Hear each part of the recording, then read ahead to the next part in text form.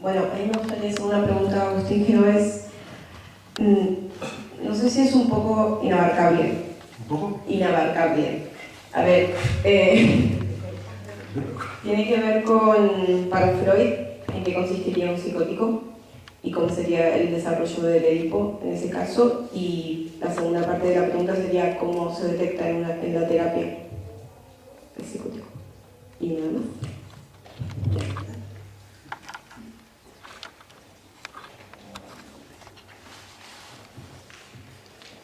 Primero, ¿qué sería para Freud un psicótico?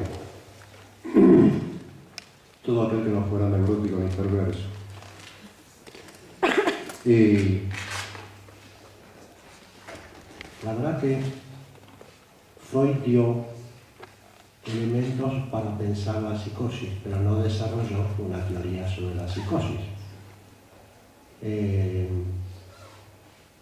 El estudio más completo que tiene Freud acerca del tema es el que ha citado Daniel, que es el caso Schreber, que tampoco fue un psicótico que viera Freud, sino que hizo una interpretación de las memorias que había escrito este señor.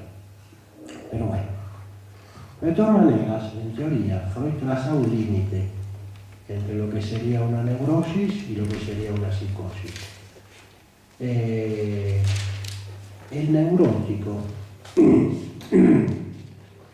por más que se inhiba de actuar en la realidad,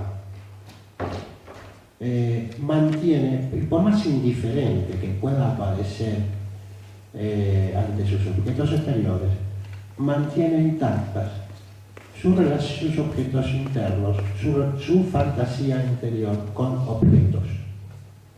Es decir, se mantiene en el plano de la diferencia yo objeto. La frontera estaría para Freud, si tomamos esta línea, en el momento en que desaparece completamente esta frontera entre yo y el no yo, donde el personaje que sufre esta regresión, pues se trataría de una regresión psicótica, se deshace del mundo objetal, incluso en sus propias fantasías.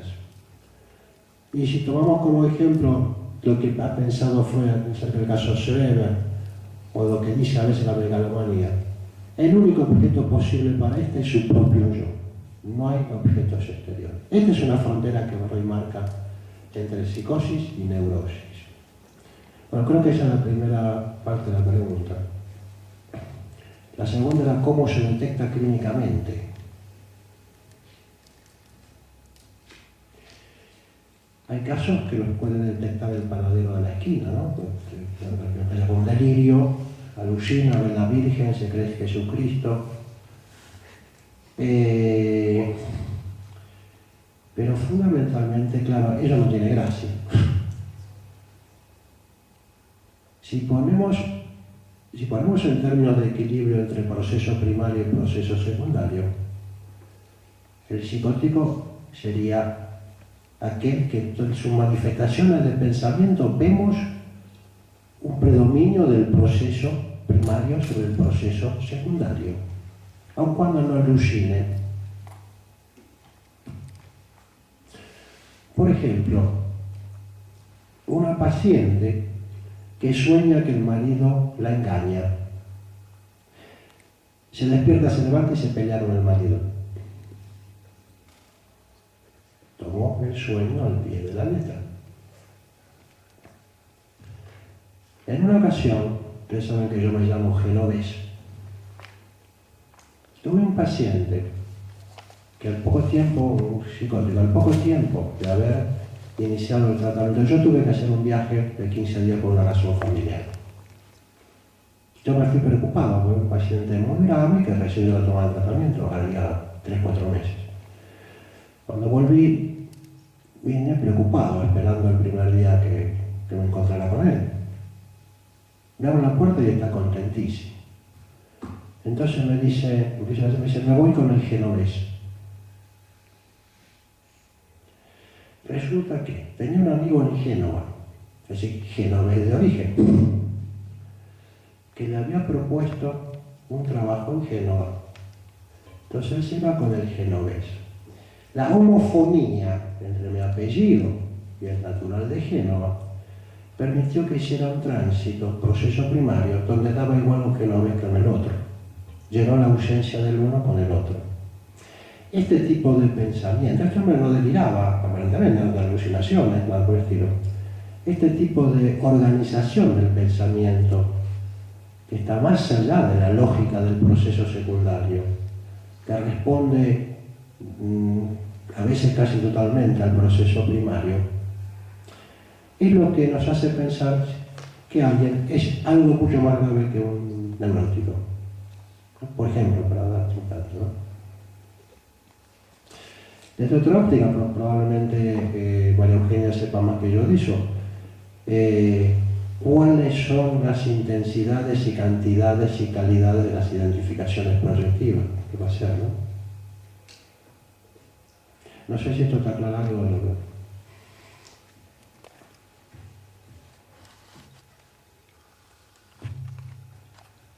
Muy bien,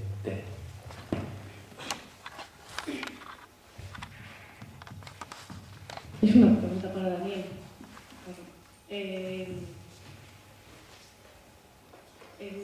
Me gustaría si nos podría explicar, pues esto es algo que siempre es como controvertido, ¿no? Para lo del acto analítico en los lacanianos, porque yo venía pensando que a veces uno hace una intervención y no sabe si a lo mejor va a tener un efecto de interpretación, o igual está haciendo una pregunta y cae como una interpretación. No sabes, ¿no? Muy bien hasta que veas los efectos, y justo con ese tipo de intervención a lo mejor se marcha un paciente a la calle y pues no sabe si lo que va a pasar puede ser que somatice o que lo ponga en acto o que haga un insight, o como que me plantea muchas preguntas, ¿no? Y eso básicamente. bueno. No sé si agradecerte la pregunta, ¿verdad? Porque me metes en un brete complicado, pero porque es algo realmente que, claro, está muy enraizado en la clínica lacaniana, y que es verdad que tampoco Lacan lo desarrolla tan ampliamente, pero sí habla de, dentro del proceso analítico, digamos, lo diferencia de la interpretación del analista del acto analítico. En esta propuesta ya la palabra acto es muy fuerte, digamos, ¿no? Porque se supone que toda sesión analítica está fuera del acto, fuera de la actuación, aunque los ingleses hablan de acting in también, ¿no? No solo el acting out, sino que acting in dentro de la sesión. Pero esto, digamos, tiene un proceso dentro del espacio del tratamiento analítico donde Lacan va a puntuar momentos lógicos dentro de la cura, ¿no? Por ejemplo, para Lacan, y siguiéndolo un poco a mirar, no es lo mismo los comienzos del análisis, donde se caracterizan por un entusiasmo muy grande, el paciente descubre cosas, descubre homofonías, conecta nombres, hace cosas con eso, es decir, descubre sucesos de su infancia que lo iluminan, hay insight, etcétera, etcétera, que el proceso que viene después, que aparece como un proceso más bien rutinario, más lento, más detenido, porque claro, allí ya nos enfrentamos a algo más duro de modificar, algo que tiene que ver con la satisfacción pulsional, con el goce, fundamentalmente con la repetición. Y ahí ya los hallazgos, las comprensiones, los insights no son tan magníficos, podríamos decir, o elocuentes, sino que se ve que uno tropieza con eso que decía Freud de las fijaciones libidinales, que tienen una inercia a la repetición que es muy difícil de conmover, de trabajar, y que eso lógicamente lleva un tiempo, ¿no? ¿Por qué uno diría los análisis duran tanto tiempo, ¿no? Una pregunta que Ferenczi le hacía a Freud y lo cuestionaba y armó toda su técnica de lo activo, ¿no? La intervención del analista, etcétera, etcétera.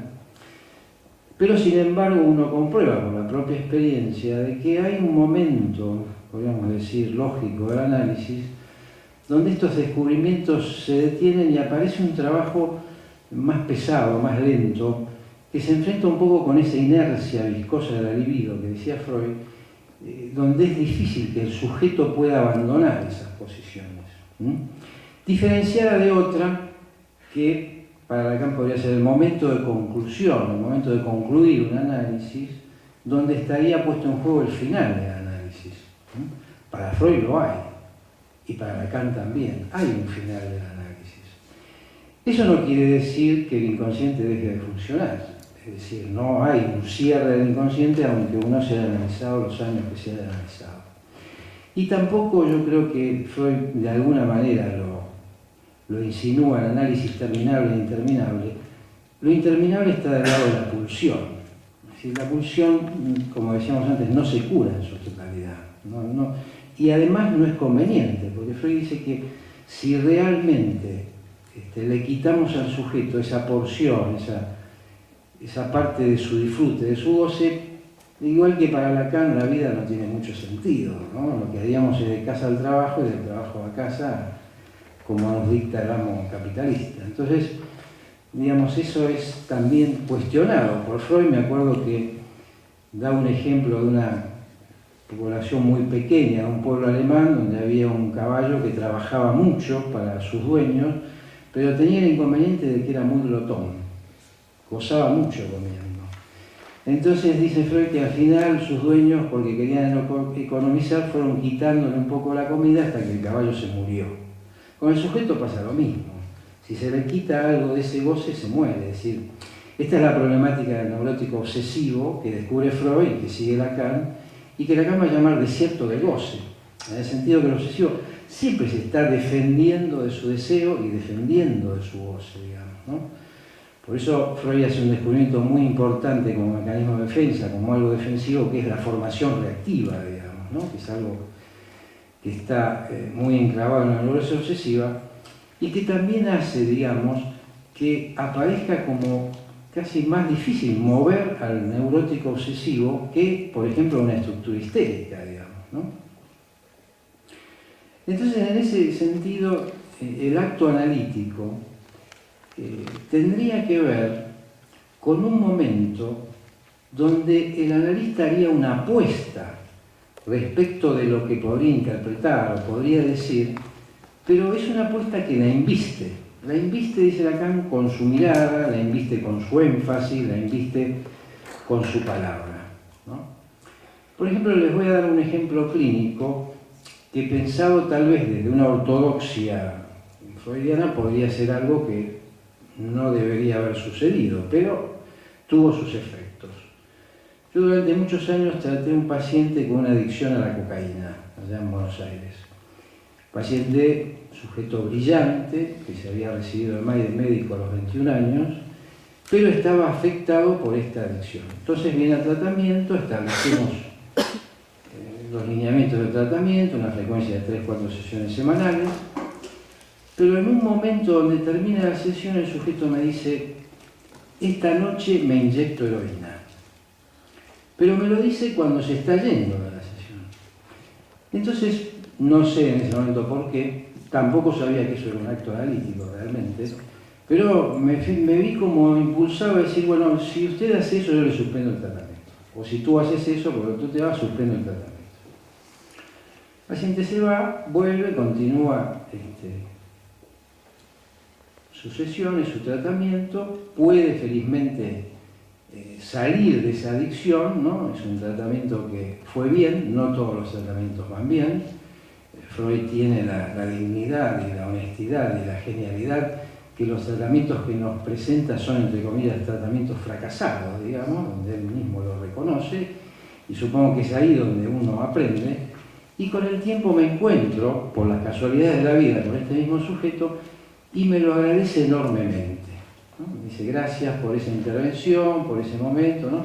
Ahora, pensado desde otro lugar, uno diría, pero ¿cómo el analista va a prohibir o cómo el analista va a frenar esa cosa, o esa intervención estaría como fuera de un contexto de neutralidad analítica, de no intervención en esas situaciones, etcétera, etcétera. Sin embargo, esto funcionó, ¿no?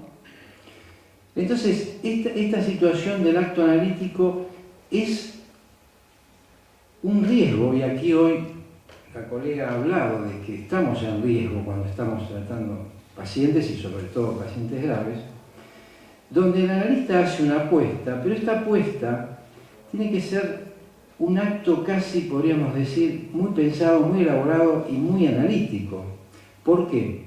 Porque como tú decías, puede correrse el riesgo de que el paciente abandone el tratamiento. Es decir, hay algo riesgoso en el acto analítico.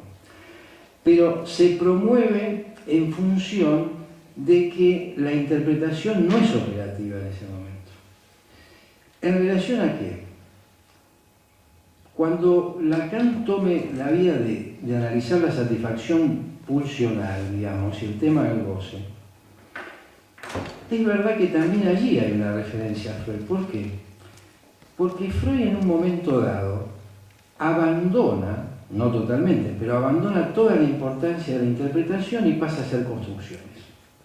Freud lo dice claramente, en la interpretación podemos apuntar a un elemento del inconsciente del sujeto, mientras que en la construcción armamos toda una estructura que reúne una cantidad de elementos muy importantes. ¿Y por qué esto? Cuando Lacan toma la vía del fantasma, digamos lo que sería la fantasía inconsciente para Freud, se refiere fundamentalmente al atravesamiento del fantasma. Pero eso está ligado intrínsecamente con la construcción del fantasma, que es lo que hace Freud cuando habla de un niño esperado o se espera un niño. Es decir, allí Freud no interpreta, sino que construye. Hay construcciones, digamos, en el análisis. En ese sentido, ¿dónde podríamos ubicar, digamos, ese acto analítico? En ese momento donde el sujeto estaría como en esa franja tan frágil de si acepta renunciar a ese goce o no. Voy a dar otro ejemplo clínico. Una persona que viene a tratarse porque es una mujer maltratada y ya ha perdido un órgano de su cuerpo por las palizas que le daba el marido. Bueno, pues muy bien, comienza el análisis, dura bastante tiempo, años, etcétera, etcétera. El sujeto va descubriendo sus determinaciones infantiles, su lugar en la estructura familiar, los maltratos que había recibido, etcétera, etcétera, etcétera. Encuentra los determinismos de su repetición y una sesión viene totalmente golpeada por el marido. Entonces ese era un momento donde la sujeto podía o no cortar con esa relación, es decir, ponerle un límite a ese fantasma masoquista o a esa posición de maltrato respecto de su pareja. Y sin embargo no lo hace, y sin embargo continúa con esto. Claro, uno puede decir, bueno, a lo mejor fracasó el analista, fracasó ese método para ella, lo que sea. Pero Lacan trae una teoría respecto de la satisfacción pulsional del goce, donde está emparentada también con esa palabra que decía Freud del domeñamiento de la pulsión. Freud utilizaba esta expresión en el sentido de que de movida es cierto que Freud planteaba que de las pulsiones hay que defenderse. Hay que defenderse porque si no destruyen al sujeto, ¿no? Pero cuando Lacan aborda esto, y que creo que aquí hay un tema clínico para debatir, es cómo tratamos esa satisfacción pulsional dentro del análisis. Y dentro del análisis lo que se ve, por lo menos en mi experiencia, es que el sujeto, luego de haber entendido sus repeticiones, luego de haber recorrido los traumas infantiles, luego de haber entendido toda la problemática que lo lleva a ocupar esa posición, hay un momento de decisión donde el sujeto puede decir si abandona o no ese goce. Es decir, Lacan lo llama eso ceder el goce. En ese sentido podríamos hablar del acto analítico, es decir, donde el analista puede llegar a operar, dice Lacan, una función quirúrgica con ese goce, pero que ya no está del lado de la interpretación. Ya hay un compromiso del analista y donde el riesgo es muy grande porque también puede hacerlo mal y ese analista puede irse del tratamiento y suspender el tratamiento analítico.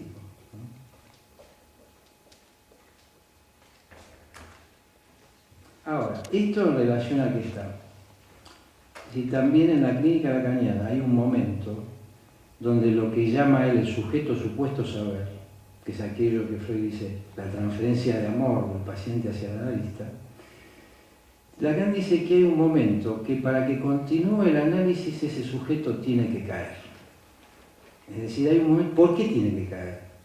Porque el analista siempre está idealizado en la estructura analítica.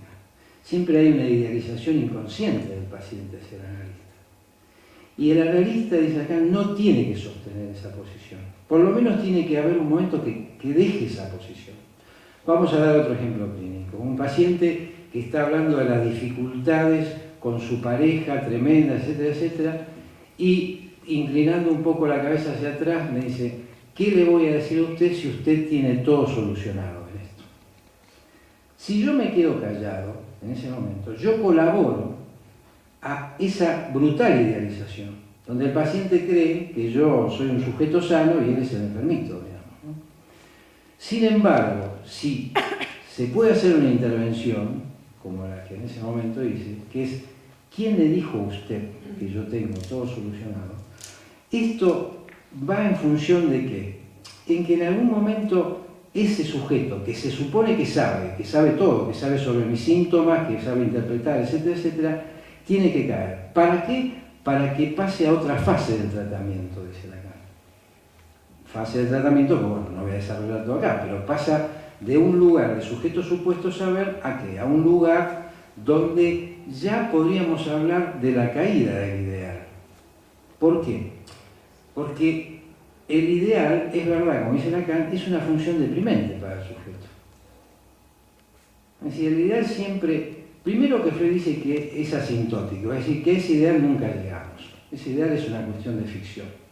Pero a la vez ese ideal hace que el sujeto se deprima frente a eso que no alcanza. Por eso muchos síntomas pueden estar clasificados o englobados en la relación de la discordancia o de la diferencia entre el yo ideal y el ideal del yo. Digamos, ¿no? Me he ido un poco de lo que preguntaba, pero fundamentalmente este es un tema que hay que tomar con mucho cuidado. ¿Qué significa el acto analítico? Y el analista tiene que tener muy presente que allí sale de esa neutralidad, allí sale de esa escucha sin prejuicios y pasa a un acto, hace un pasaje al acto, cosa que está prohibida o está censurada o está cuestionada, digamos, ¿no? Ahora, si uno también escucha algunos casos que ha tratado Freud también en algún momento tenía esta salida con algún paciente, ¿no? Pero se cuenta con Mahler, que le dice, usted haga esto, esto, esto, y no hinche más las pelotas. Y quédese tranquilo, pero joda más con, ¿no? Es decir, que también habría que ver qué significa y qué operatividad tiene esto, ¿no? Y para qué caso se puede. Pero es una situación de mucho riesgo, ¿no?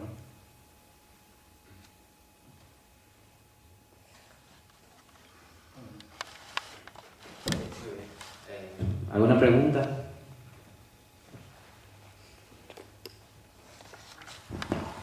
Bueno, yo quería preguntar un poquito acerca de lo que estabas diciendo del goce de esta paciente que no o sea, que quiere seguir ahí. Entonces no sé si eso tenga que ver con la relación con el síntoma, o sea, ¿qué pasa con esta paciente? O sea, ¿por qué no renuncia a ese goce? ¿Se puede renunciar a un goce? Esa es básicamente como la pregunta. Digamos que en principio para Lacan la renuncia al goce ya está establecida a nivel del lenguaje. Es decir, Lacan piensa, entre otras cosas, la represión originaria como la palabra que separa el goce del cuerpo. Para Lacan ya hablar, ya estar metido en el lenguaje, es perder la condición de goce adherida al cuerpo. De ese goce va a tener que ser nombrado, va a tener que ser palabra, ¿no? Va a tener que entrar, como decía Agustín, en el proceso secundario, va a tener que secundarizarse de alguna manera. Entonces ya ahí tendríamos una primera alternativa de la posición del sujeto en relación a un goce que es imposible. Por eso Lacan piensa el goce en el animal. ¿Pero por qué? En el animal no está separado el goce del cuerpo, pero porque no habla.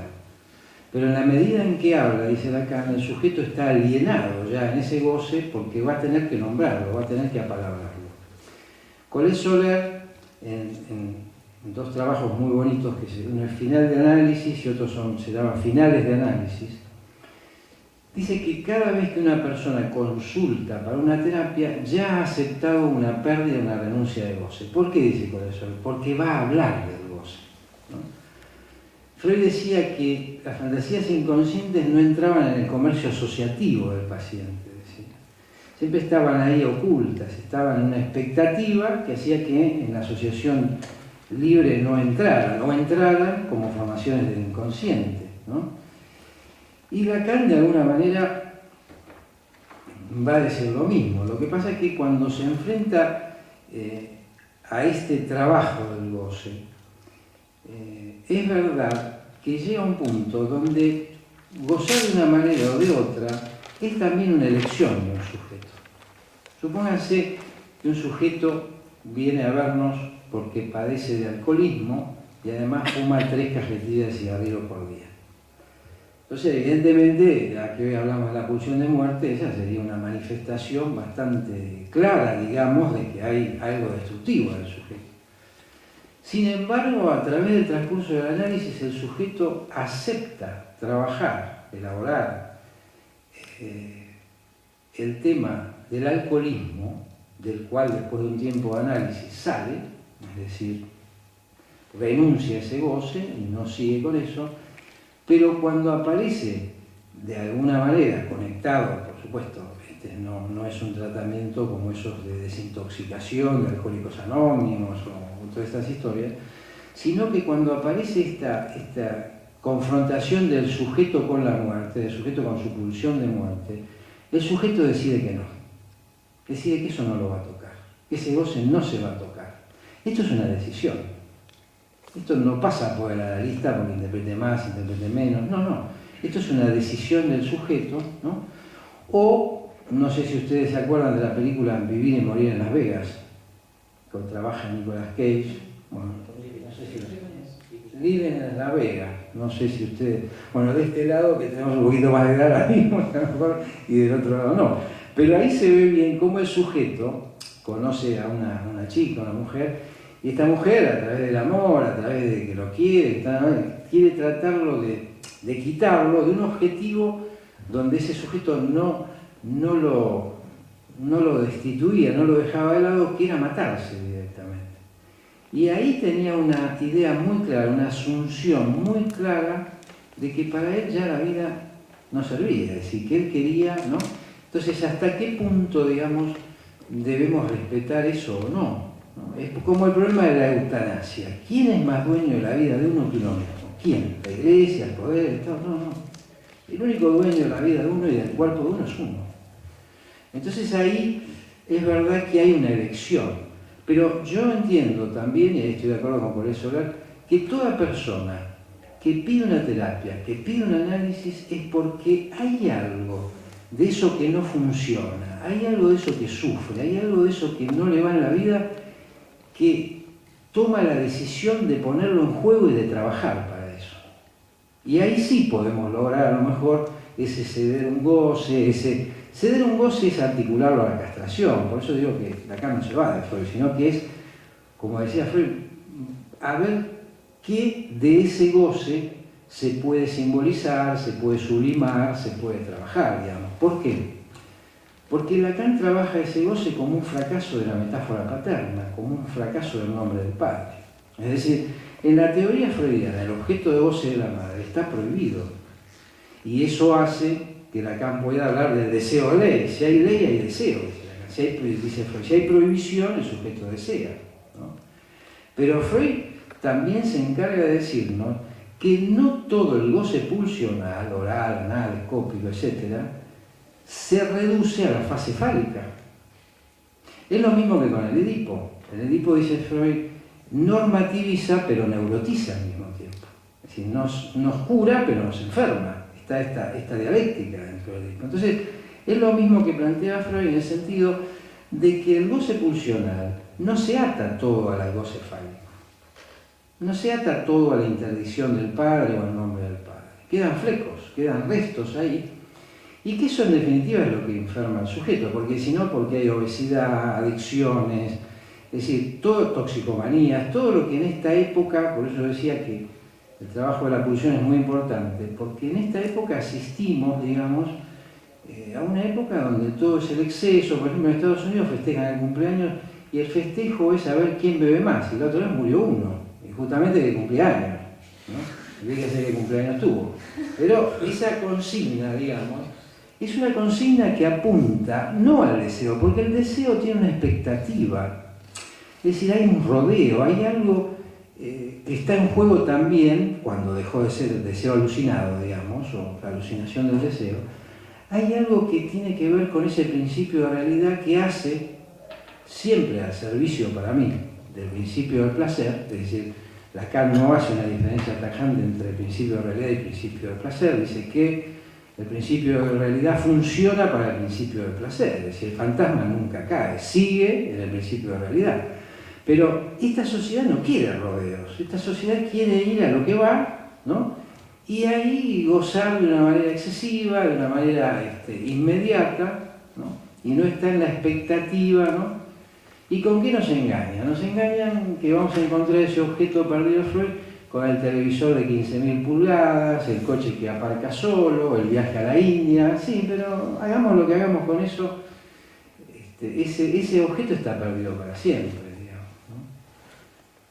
Entonces, en ese sentido, yo creo que el tratamiento del goce, que no es el tratamiento del placer, porque aquí hay que hacer una diferencia, porque el placer tiende al bienestar, como decía Freud, a la homeostasis, al equilibrio, pero el goce de la pulsión altera todo este equilibrio, y ya desear altera el equilibrio del aparato, decía Freud, ¿no?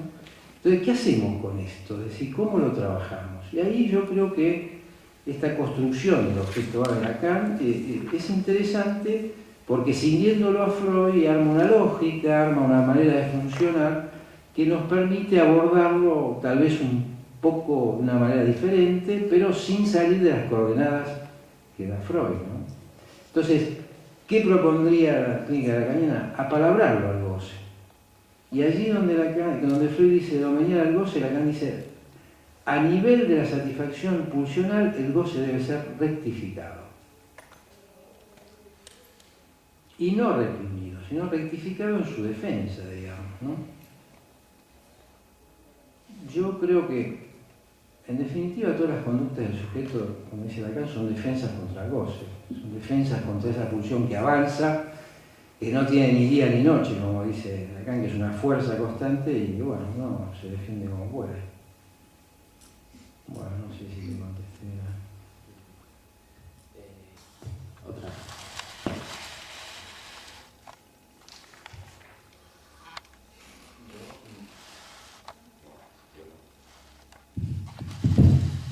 Ahora sí yo. Pues quería retomar, porque a raíz de todas estas cosas que se han estado hablando, si podemos, me han estado viniendo ideas sobre esto de la pulsión, ¿no? Estamos hablando de nuevo sobre la pulsión y dos cuestiones. Una, cuando habéis distinguido, Agustín, ¿verdad? Antes de que en la segunda tópica realmente es más una teoría instintiva que una teoría pulsional, y teniendo en cuenta que la distinción entre instinto y pulsión es que no está predeterminado en la pulsión, a diferencia del instinto, la conducta concreta, por decirlo en estos términos, en la cual se va a buscar la satisfacción de la pulsión, ¿no?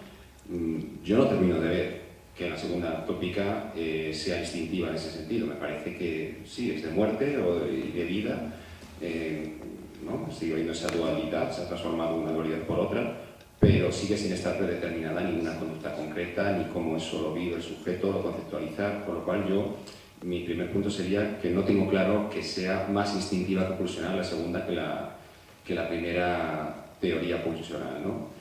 Por otro lado, es muy llamativo en Freud que siempre él pone el acento en la necesidad de que tenga que ser una dualidad pulsional, tanto en la primera como en la segunda tópica, ¿no? Aun cuando luego, incluso en la primera tópica, claro, es que según él, si no hay una dualidad desde el inicio, no parece entender que pueda haber conflicto, ¿no? Tiene que haber una dualidad desde el inicio para que haya conflicto.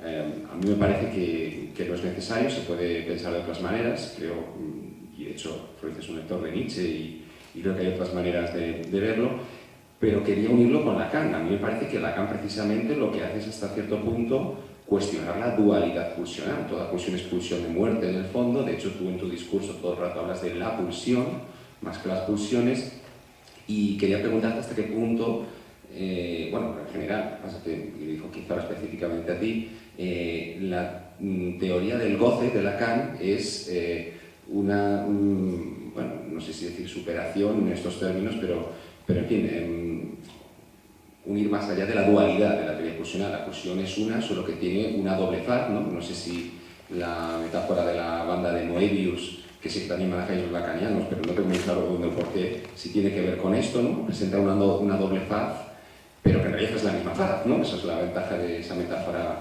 espacial, ¿no? Y aprovecho también, porque de nuevo me dejaste con las ganas cuando dijiste al final de una de tus intervenciones ya pasadas que la enseñanza del último Lacan podía apuntar a una clínica que todavía no se ha desarrollado. No te voy a decir que la desarrolles, pero no sé, por no te diría de qué va eso, ¿no? Si es posible. Mira, yo creo que hay que entrar a saber qué quieren decir los conceptos y dentro del contexto en que estos conceptos juegan, digamos, ¿no? Yo ahí me atrevo a discrepar un poco con Agustín, ahora me devuelvo las intereses, digamos, en el sentido de que creo que hay una diferencia importante en Freud y que no se modifica, que la pulsión no es el instinto. Y que Freud se encarga, sobre todo en pulsiones y destinos de pulsión, de darnos una descripción que va a mantener hasta el final de su obra, que es, primero, el instinto tiene un objeto con el cual se satisface. Segundo, el instinto en su necesidad tiene un ritmo que es tengo sed, tomo agua, cancelo, luego vuelvo a tener sed, tomo agua, cancelo. A diferencia de la pulsión, que no tiene ningún ritmo para Freud, que es una fuerza constante y permanente y no tiene ningún objeto. Es decir, de últimas, para Freud la pulsión no tiene objeto. ¿Por qué? Porque si Freud puede llegar a decir que la pulsión oral es besarse los propios labios, ¿dónde está ahí el objeto? ¿Cuál es el objeto comprometido en esa satisfacción oral? Primera cuestión. Entonces yo creo que no, que al contrario, Freud se esfuerza por inventar un concepto que es absolutamente freudiano y que no tiene nada que ver con el instinto. Tiene que ver en el sentido de que Freud siempre hace una apoyatura en lo biológico. Por ejemplo, cuando Freud plantea esto, plantea una teoría que llama del apuntalamiento. Y dice, en el mismo momento que el niño satisface la necesidad biológica, allí se solapa, allí se inyecta la satisfacción pulsional. Resulta que el niñito chorrea leche por la boca porque ya satisfizo su satisfacción instintiva y sin embargo sigue chupeteando. Esta es una otra satisfacción que descubre Freud. Freud descubre una otra satisfacción que no es la satisfacción del instinto. Entonces, en ese sentido yo creo que la pulsión es algo puramente especulativo e inventivo que Freud debe teorizarlo porque lo ve en la clínica. Entonces se ve también obligado a dar alguna conceptualización, pero Freud ya sabe ahí que avanza en un terreno donde no tiene referentes. Esta es la genialidad de Freud. Hay avances en la teoría de Freud donde no puede tener ni referentes de la energía, de la física, de otras teorías, ni de la biología, porque no le son suficientes para demostrar lo que está pasando dentro de la clínica y de la teoría psicoanalítica. Por otro lado, ¿por qué Lacan va a decir que toda pulsión es pulsión de muerte? Según yo lo entiendo, es porque toda pulsión tendría como la tendencia, tendría como ese empuje a agotar totalmente la satisfacción. Es decir, detrás de toda pulsión habría ese exceso, esa necesidad de llevar, como en algún momento decía Freud, a nirvana, el aparato a nirvana, es decir, de extinguir esa llamita que Freud decía era necesaria para el aparato psíquico para que siguiera existiendo, ¿no? Y sin embargo, la pulsión de muerte, como decía Freud, sería, en metáforas biológicas, volver a lo inorgánico, pero también cancelar la pulsión. Es decir, no sé si ustedes vieron una película, no sé si aquí la vieron, que se llamó La Gran Comilona, o no sé cómo se llamó aquí, que es una reunión de unos cuantos amigos que deciden morirse, pero en relación a la pulsión. Entonces uno muere comiendo, el otro muere follando, el otro muere cagando, es decir, cada uno va tomando una dimensión pulsional, ¿no?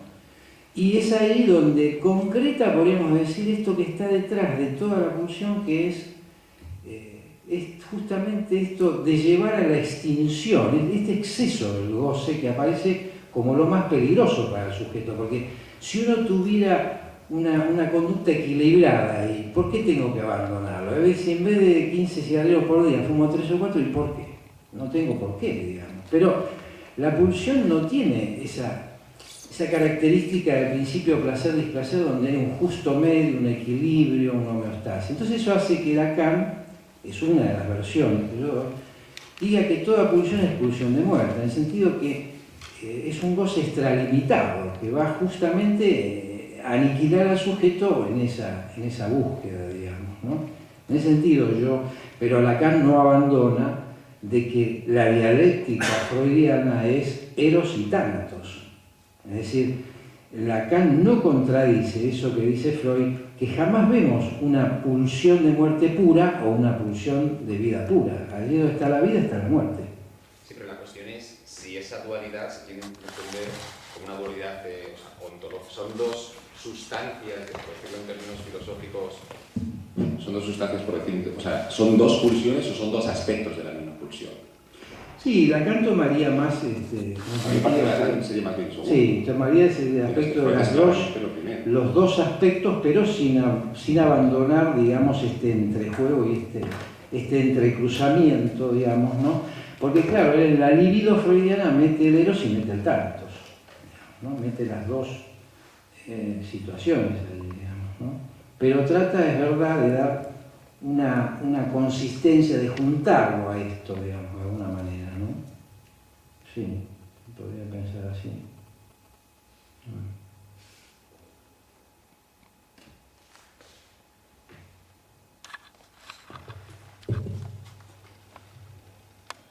Yo sigo pensando que la primera teoría de la pulsión es distinta a la de la segunda, incluso más. Freud habla allí de dos campos pulsionales, pulsión sexual y pulsión de la conservación. En realidad, el concepto de pulsión solo se puede aplicar a la sexualidad, no al autoconservativo. Si tú te circunscribes a la definición, que fue la más amplia que dio Freud de la pulsión, en el artículo de Pulsiones y sus destinos. La llamada pulsión de autoconservación no es autorópica, no puede serlo. Tiene un objeto fijo en el mundo exterior. No tiene más que pasar el acto. Es decir, tenés hambre de comer. Tanto que es así que el estatuto pulsional de la pulsión de autoconservación va desapareciendo. Pero ahí la pulsión es fundamentalmente un empuje físico, una energía que da un empuje a puntos suspensivos. Esos puntos suspensivos lo va llenando la historia evolutiva del sujeto. La segunda teoría pulsional es una teoría que tiene un objeto predeterminado. Incluso si analiza cierto aspecto especulativo del más allá del principio del placer, hasta está filogenéticamente determinada, que es la autodestrucción, la destrucción del sujeto, punto. Y nada más. Yo creo que hay una diferencia fundamental. Plantea ya pulsión de vida y pulsión de muerte, plantea un primer conflicto nada más que nacer. ¿Qué hacen con esos dos términos antinómicos? Creo que es donde parte Melanie Klein, o la ansiedad confusional, o no sé. Por otro lado, Freud no puede entender la vida psíquica si no es entre una dialéctica entre opuestos, que de alguna forma tienen que llegar a una síntesis. Bueno, hay otras maneras de pensar, tan lícitas las unas como las otras. Con respecto a la pulsión de muerte, o siempre pulsión de muerte, Claro, todo es, en fin, como lo entendamos. Efectivamente, hay algo en Freud siempre que piensa que hay algo que empuja hacia un retorno, hacia el retorno de un estadio original, que puede ser entendido como ese momento de no diferenciación, de ser uno con el mundo, encarnar el ideal. Y esto, efectivamente, en términos pulsionales, es muerte psíquica al menos. Pero hay distintos caminos para llegar a la muerte psíquica. Sí. Está la vía corta, que sería la del cajetillo de tabaco, o está la vía larga, que es la vía de realizar un proyecto en la vida. ¿Se entiende esto? Pero de todas maneras, siempre, probablemente para definirlas haya que distanciarlas, pero en la práctica Freud la ve siempre jugando una, por eso aparecen los conceptos de Freud de ligación pulsional y desligación pulsional. ¿Es la unión o la desunión? También en la primera tópica. ¿Cómo? Digo que también que desde el inicio, ¿no? En la primera teoría pulsional también se entrelaza. Claro, claro. No, seguro, siempre. Sí. Por ejemplo, claro, uno dice pulsión de autoconservación y pulsión sexual. La pulsión de autoconservación es comer. La pulsión sexual, placer corporal. ¿Quién inventó la gastronomía? Que trata las dos cosas juntas, ¿no? Una apoyada en la otra. ¿No? Pues es la clínica esa que... ¿Cómo? De la clínica de... No, esa para la próxima vez porque no, cuando digo que, no lo digo yo, lo dicen los lacanianos, digamos, cuando digo que es una clínica que no está aprobada, es verdad, porque Lacan la desarrolló teóricamente, pero bueno, la habrá también practicado en sus últimos momentos de su vida, pero de todas formas, alguien tan ortodoxo y que aclara mucho toda la teorización de Lacan, que es Miller, y que se lo recomiendo a los que no entienden a Lacan, porque a los que se le hace muy difícil, no quiero decir esto para menospreciar a Miller, pero puede ser un traductor de alguna manera de la obra y un esclarecedor impresionante.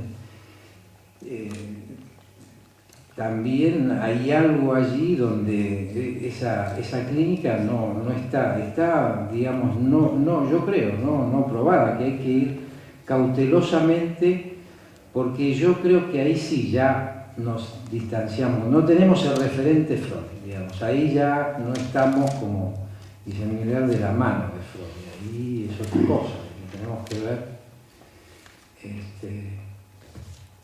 cómo funciona, ¿no?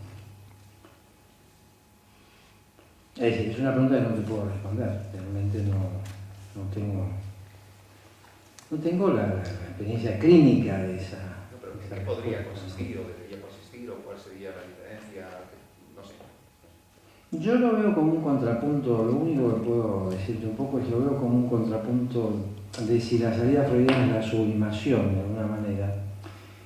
¿Qué significaría esto? Que no estaría de este lado de lo sublimatorio, sino que el sujeto debería hacer algo con eso, digamos, ¿no? Es decir, a veces es encontrar para qué sirve uno en la vida, ¿no? ¿Para qué? Y eso a lo mejor puede no pasar directamente por lo sublimatorio, ¿no? Porque lo sublimatorio para Freud no pasaba ni por el ideal ni por el superyo. Así que no puede ser impuesto para nadie. La sublimación, decía claramente Freud, que no estaba en conexión ni con una exigencia del ideal ni con una exigencia del superyo. Entonces a lo mejor alguien que puede encontrar algo que pueda hacer que se sostenga en la vida, que puede ser un trabajo, ¿no? Que puede ser, qué sé yo, por ejemplo, yo tenía un maestro que se llamaba Ciarrita, que Agustín lo conoce y otros a lo mejor lo conocen, que era un lector apasionado. No me acuerdo que una vez, yo en una época le llevaba la maleta, la valija a él cuando daba clases en la Asociación Psicoanalítica Argentina, que en ese momento estaba muy mal, y la Asociación Psicoanalítica Argentina lo acogió con mucho amor y le pagaba muy bien sus clases también. Y que él, en un momento dado, tuvo un acto fallido donde quería decir: el neurótico quiere un mundo sin síntomas. Y dijo: el neurótico quiere un libro sin síntomas. Sustituyó mundo por libro. Claro, el mundo de él eran los libros. Su sujeto que sabía japonés, chino, ruso, fue uno de los que enseñó Freud y Lacan en Argentina, etcétera, etcétera.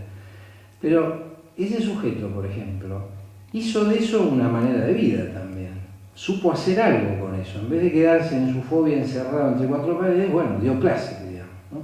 Y eso puede ser un ejemplo a veces de cómo el análisis puede ayudar a un sujeto a encontrar algo que le permita vivir, le permita sobrevivir, digamos, ¿no? Y que no pase por la sublimitación.